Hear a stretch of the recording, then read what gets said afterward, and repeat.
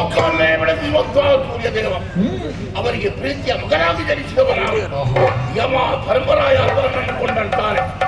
ಧರ್ಮಾತ್ಮರಿಗೆ ಮಾತ್ರ ನಾನು ಧರ್ಮರಾಯ, ಪಾಪಿಗಳಿಗೆ ಯಮ, ಬಣ್ಣದರ ನ್ಯಾಯವನ್ನು ತೂಗುವವನ. ಹಾಗಾಗಿ ಈ ಶೈಬಿಯ ಅಧಿಕಾರ ನನಗಿದೆ. ಅಯ್ಯ ಓಲಗೊತ್ತಲಾಗಿ ಕುಳಿತಿದ್ದೇನೆ, ಒಂದವರ ವಿಚಾರಣೆ ಆಗಿದೆ. ಇವ ಹೊತ್ತಿಗೆ ಬರಬೇಕಾದ ಯಾಕೆ ಬರಲಿಲ್ಲ? ಚಿತ್ರಗುಪ್ತ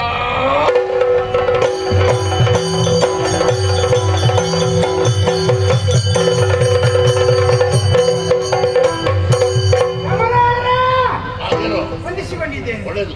ನಾನು ನಿನ್ನೆ ಬಂದು ಉಳಿದದ್ದೆಲ್ಲ ಇತ್ತಲ್ಲ, ಅದನ್ನು ಎಣ್ಣೆ ಬಿಸಿ ಮಾಡಿ ಅದರಲ್ಲಿ ಹಾಕಿ ಬಂದೆ. ಮತ್ತೆ ಅವರಿಗೆ ಬೇರೆ ಕೆಲಸ ಇರ್ತದೆ.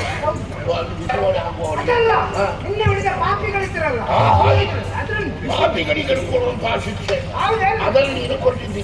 ಆದ್ರೆ ಒಂದು ವಿಷಯ, ಯಾವುದೋ ಒಂದು ಪ್ರೇತಾತ್ಮ ಬರುವುದಕ್ಕಿದೆ ಅಂತ ಮನಸ್ಸು ಹೇಳ್ತಾ ಇದೆ. ಉಂಟು ಬರ್ಲಿಕ್ಕೆ ಉಂಟು ಹೇಳಿದ್ದೆ.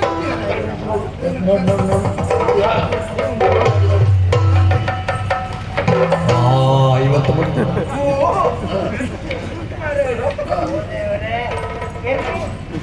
ಜಯಪ್ರಕಾಶ್ ಒಳ್ಳೆಯವರ ಹೆಸರು ಕಾಣುದು, ಬೇರೆಯವರ ಹೆಸರು ಕಾಣುದು. ಬರಲಿಲ್ಲ. ಯಾರು ಬರಲಿಲ್ಲ? ಇವತ್ತು ಬರುವುದಿಲ್ಲ.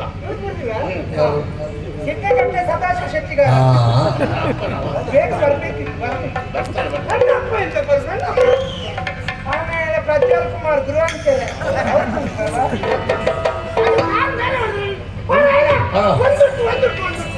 ಚಿತ್ರಗುಪ್ತರು ನೋಡುವುದು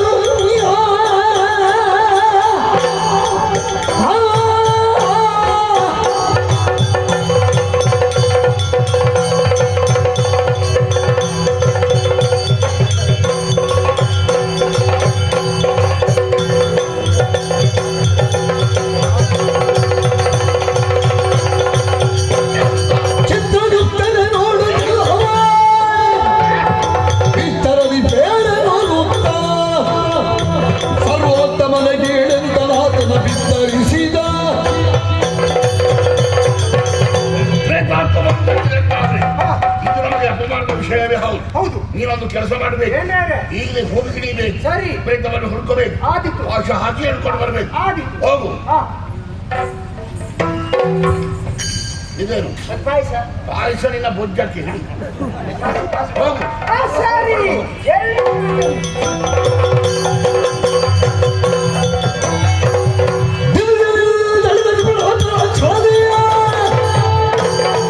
ಪೃಥ್ವಿಯಲ್ಲಿ ಅಲದಾಡಿ ಸಿಕ್ಕ ಯಮಭಟಗಿ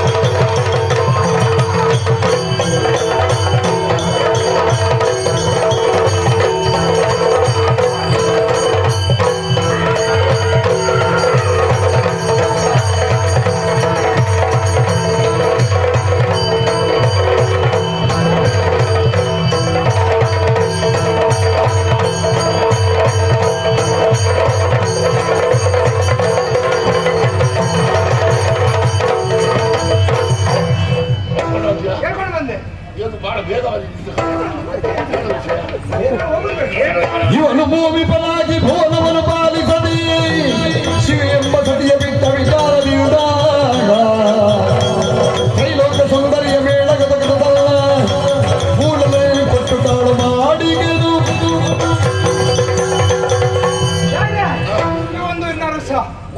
ಹೌದೌದು. ರುದ್ರಪುರ ಎನ್ನುವ ಊರಿನ ಅರಸ ಶ್ವೇತಕುಮಾರ್ ಅಂತ ಹೆಸರು. ಇವ ಕಾಶಿ ದೇಶದ ಅರಸನ ಮಗಳು ಶಿವ ಎಂಬ ಮದುವೆ ಆಗಿದ್ದ. ಜಾತ್ರೆ ಹೇಳುವುದಕ್ಕೆ ಬಂದಂತ ಅವನ ವಿಷಯ ಹೇಳುವುದಕ್ಕೆ ಅವನ ವಿಷಯ ಅಲ್ಲಿಂದಲೇ ಪ್ರಾರಂಭ. ಗೊತ್ತಾಗ್ಬೇಕಲ್ಲ ಗೊತ್ತಾಗ್ಬೇಕಲ್ಲ. ಆಮೇಲೆ ಹೆಣ್ಣೆತ್ತನ್ನು ಕಳ್ಕೊಂಡು ಊರಿಗೆ ಬಂದ. ಸ್ವಲ್ಪ ಸಮಯ ನಾನು ಹೆಣ್ಣೆತ್ತಿಟ್ಟಿದ್ದ. ಆಮೇಲೆ ಹೆಂಡತಿಯನ್ನು ಬಿಟ್ಟ ಇವ ಕಾಡಿಗೆ ಹೋದ. ಇವನ ವನವಿಹಾರಕ್ಕೆ. ವನವಿಹಾರ ಹೌದೌದೌದು. ಹೆಂಡತಿನ ಕರ್ಕೊಂಡು ಹೋಗ್ಲಿಲ್ಲ ಅದು ಯಾಕೋ? ಅವಳು ಸೊರೆ ಅಂಡಿ ಅದಕ್ಕೆ ಕರ್ಕೊಂಡು ಹೋಗಲಿಲ್ಲ. ಹೌದಾ? ಸೊರೆ ಅಂದ್ರೆ ಟೈಂಕ್ ಪೈಂಕ್ ಆಗುವನ್ನುಂಟಾ? ಏನು ಹುಚ್ಚಿ ಅವಳು? ಇಲ್ಲ, ತುಂಬಾ ಓದಿದ್ದಾಳೆ. ಹಾಗೆ ಟೈಂಕ್ ಪೈಂಕ್ ಮಾತಾಡ್ತೇವೆ. ಮತ್ತೆ? ಆಮೇಲೆ ಅಲ್ಲಿ ತ್ರೈಲೋಕ ಸುಂದರಿ ಎನ್ನುವಂತ ಹುಡುಗಿ ಸಿಕ್ಕಿದ್ಲು. ಅವಳೊಟ್ಟಿಗೆ ಇವ ಇದ್ದ. ಹೌದಾ? ಅವಳ ಮೇಳದೊಂದಿಗೆ. ಏಯ್ ನಿನಗೆ ಒಂದೇ ಬೇಡದಲ್ಲಿ ಇರುವುದಕ್ಕೆ ಸಂಕಟವ? ಅರಿಬೇಕು ಒಂದೇ ಮೇಳದಲ್ಲಿ ಎಷ್ಟು ವರ್ಷ ಅಂದ್ರೆ ಸಿಕ್ಕಿದ್ದನ್ನೆಲ್ಲ ಒಳಗೆ ಹಾಕ್ತೀವಿ. ಎಷ್ಟು ವರ್ಷ ಅಂತ ಕೇಳ್ತೀಯ? ಏನು ಸರಿ ನಿಮಗೆ ಒಂದೇ ಬೇಡದಲ್ಲಿ ನಿಷ್ಠಾವಂತರಾಗಿರ್ಬೇಕು, ಗೊತ್ತಾಯ್ತಲ್ಲ? ಹೆಂಡತಿ ಊರಿನಲ್ಲಿ ಇವ ಅಲ್ಲಿ ಕಾಡಿನಲ್ಲಿ ಇದ್ದ ಅವಳೊಂದಿಗೆ. ಆದ್ರೆ ಇವ ಒಂದು ತಪ್ಪು ಮಾಡಿದ್ರೆ ಏನು? ಮದುವೆ ಆಗಿ ಬರುವಾಗ ಕರಾಳನೇತ್ರ ಎನ್ನುವಂತ ರಕ್ಕಸ್ಯ ಕೈಯನ್ನು ಕಡಿದ. ಯಾಕೆ? ಅವಳು ಕಪ್ಪಿದ್ರು ಘೋರ ರೂಪಿ ಪುರುಷಾತಿಕ್ರಮಣ ಮಾಡ್ಲಿಕ್ಕೆ ಬಂದಾಗ ಅವಳ ಕೈ ಉಳಿಬಾರದು ಕೈ ತುಂಡು ಮಾಡಿದೆ. ಓ, ಅವಳು ಪುರುಷಾತಿಕ್ರಮಣ ಮಾಡಿ. ಹೌದು. ನೀನು ನಾನು ಪ್ರೇಮಿಸಿದ್ದು. ನೀನು ರಾಜ ಹೌದಲ್ವ? ರಾಜನಾದವ ನೀನು ಮತ್ತೊಬ್ಬಳ ಜೊತೆಯಲ್ಲಿ ಚಕ್ಕಂದಾಡುವುದು ಒಳ್ಳೆಯದ? ತಪ್ಪೇನು? ತಪ್ಪೇನು? ರಾಜನಾದವನಿಗೆ ಹೆಂಡತಿಯ ಜೊತೆಯಲ್ಲಿ ಮತ್ತೊಂದು ಹೆಣ್ಣಿದ್ದರೆ ಅಪರಾಧ ಅಲ್ವೇ ಅಲ್ಲ? ರಾಜನಾದಂತ ನಿನಗೆ ಅದು ತಪ್ಪು. ತಪ್ಪಲ್ವೇ ಅಲ್ಲ? ನೀವು ಭೂಲೋಕದ ಒಮ್ಮೆ ಗಮನವನ್ನು ಹರಿಸಿ ನೋಡಿ. ನಾವು ಸಂಚಾರ ಮಾಡುವ ದೊಡ್ಡ ವಾಹನಕ್ಕೆ 6 ಚಕ್ರಗಳಿದ್ರು ಒಂದು ಹೆಚ್ಚಿನ ಚಕ್ರವನ್ನು ಮೇಲೆ ಇಡುದಿಲ್ವಾ? ಒಂದು ಕುಯಿ ಆದ್ರೆ ನೀನು ಓಡಾಡುವ ಚಕ್ರ ಯಾವುದು? ಕುದುರೆ ಗಾಡಿಯ ಚಕ್ರ 6 ಚಕ್ರಗಳಿಗೆ ಅದೇ ಗಾಡಿ ಹಾಕ್ತಾರ? ಅಡ್ಡಗೋಲು ಇರ್ತದೆ. ಅಡ್ಡಗೋಲು. ಹಾಗೆ ಮುಂದೆ ಈ ವಿಷಯ ಅವಳ ಅಣ್ಣನಿಗೆ ಗೊತ್ತಾಯ್ತು. ದುರ್ಜಯ ಎನ್ನುವನಿಗೆ ಅವ ತನ್ನ ಮಗನನ್ನು ಕಳುಹಿಸಿದ. ಇವನ ನಾಡಿಗೆ ಬಂದ. ಇವನ ಹೆಂಡತಿ ಶಿವೆಯನ್ನು ಹೇಳ್ಕೊಂಡು ಹೋದ. ಒಳ್ಳೆಯದು. ಈ ವಿಷಯ ತಿಳಿದಂತ ಇವ ದುರ್ಜಯನೊಂದಿಗೆ ಯುದ್ಧ ಮಾಡಿದ. ಯುದ್ಧ ಮಾಡಿ ಅವ ಸತ್ತು ಹೋದ. ಈಗ ಸತ್ತು ಇಲ್ಲಿಗೆ ಬಂದಿದ್ದ. ಗೆಲ್ಲಲು ಕೇಳುತ್ತಾ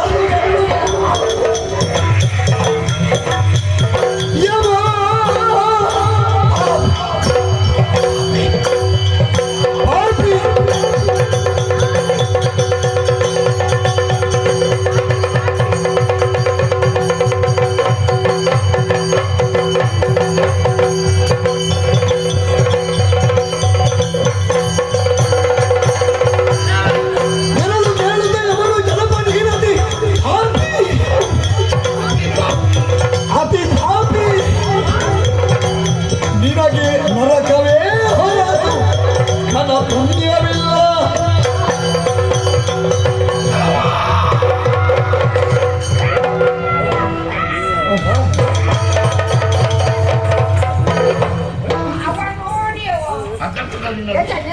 ಕಿಲಿಗಳು ಧ್ವನಿ ಶೈವಿಯಲ್ಲಿ ನಡೆದಿಸ್ತಾ ಇದೆ. ಏ ಪಾಪಿ, ನೀಚ, ಅಧಮ, ಲವಲೇಶವಾದ ಪುಣ್ಯದ ಕೆಲಸವನ್ನು ಮಾಡಿದ್ದೀಯೋ ನೀನು? ನಿನ್ನಂಥ ಪಾಪಿ ಈ ಶಿಕ್ಷೆಗೆ ಗುರಿಯಾಗಬೇಕು.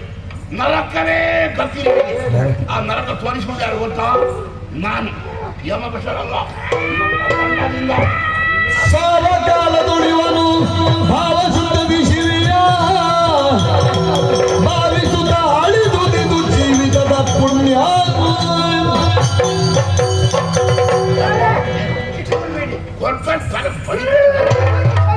ಯಾಕೆ ಪುಣ್ಯ ಉಂಟು ಇವನ. ಯಾರು ಮನಸ್ಸಲ್ಲಿಟ್ಟರಿಗೆ ಮಾಡಿದ್ದೆಲ್ಲ ಬಂದಿಟ್ಟದ್ದು ಯಾರು? ಓದಿದ್ಯಾರು? ಲವಲೇಶವಾದ್ರಿಂದ ಪುಣ್ಯ ಅದರಲ್ಲಿ ಇಲ್ಲ. ಮತ್ತೇನು? ಇವ ಪುಣ್ಯ ಮಾಡಿದಲ್ಲ ಆಗಿ ಹೋದ. ಆಗಿ ಹೋಗುವುದುಂಟಾ? ಇವ ದುರ್ಜಯನಿಗೆ ಯುದ್ಧ ಮಾಡಿ ಸಾಯುವಂತಹ ಸಮಯದಲ್ಲಿ ಇವನ ಹೆಂಡತಿ ಹೆಸರನ್ನು ಶಿವೆ ಶಿವೆ ಶಿವೆ ಅಂತ ಕರೆದ. ಹತ್ತಿರದವರು ಯಾರು ಇರ್ತಾರೋ ಅವರ ಹೆಸರನ್ನು ಹೇಗೆ ಸಾಯುವುದು? ಅದ್ರಲ್ಲಿ ವಿಚಾರ ಏನು?